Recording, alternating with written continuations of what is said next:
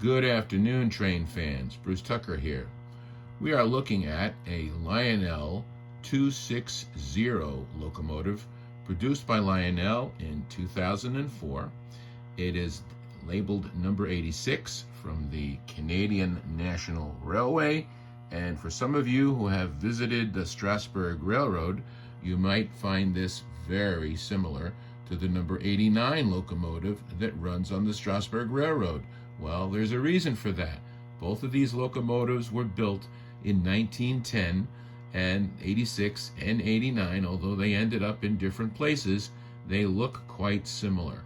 And because my grandson Julian is a big fan of number 89 that runs at Strasburg, I wanted to see if I could find a locomotive similar to the number 89, and I was able to find this one, and I located it through my friends at Trains, that's spelled Trainz. They had one, and they had it at a very reasonable price, and so I was able to get it. It's in fantastic condition. It has lots of details, and I'm going to give you a little tour of that right now. From the very front of the locomotive, you can see the number 86 name tag under the headlight. Above that, of course, the headlight. Then the number boards, also number 86, and that's illuminated when the train is running. And then also classification lights on either side, which light up in green when the engine is moving forward. A very nice looking pilot. You can see that the pilot wheel is outlined in white. You can see the builder's plate there. Let's see if I can get a little closer there. You can make out that it says Canadian Locomotive Works. And back up a little bit so that you can see the chimney. The engine does have a fan-driven smoke unit. It also has a very realistic looking sand dome. It also has a very realistic and movable brass bell, another dome, and then we have a whistle, which is also, looks like it's also simulating brass. This is all die cast. It is not plastic. The driver wheels, as you can see, the drive rods, very nice detail on them. The wheels are spoked and open. You can also see the area of the firebox here with the rivets, okay? And when we get back here to where the cab is, there's a lot of valve detail under the cab.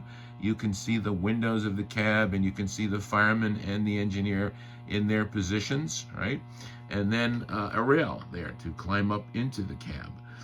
Also, the number 86, very nicely detailed on the side of the cab, along with E10A and 26%. The same motif you would find on number 89 at Strasburg.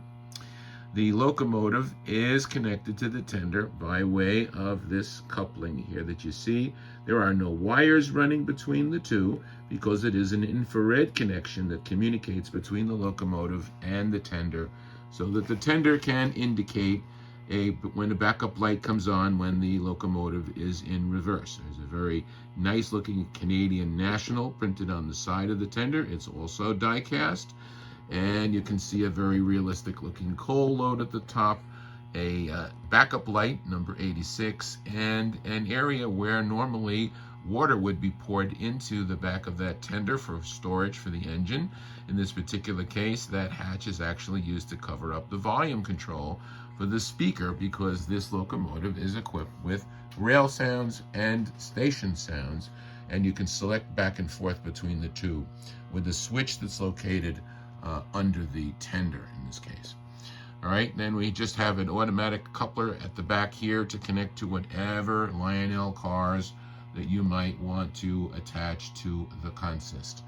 I'm going to be running this locomotive around my 4x8 oval in a few minutes so that you can see what it looks like and what it sounds like as it runs around the track. I know that my grandson Julian is really going to enjoy watching this go around the track because it is so similar to his very favorite number 89 that he sees at Strasburg. So back in a few seconds.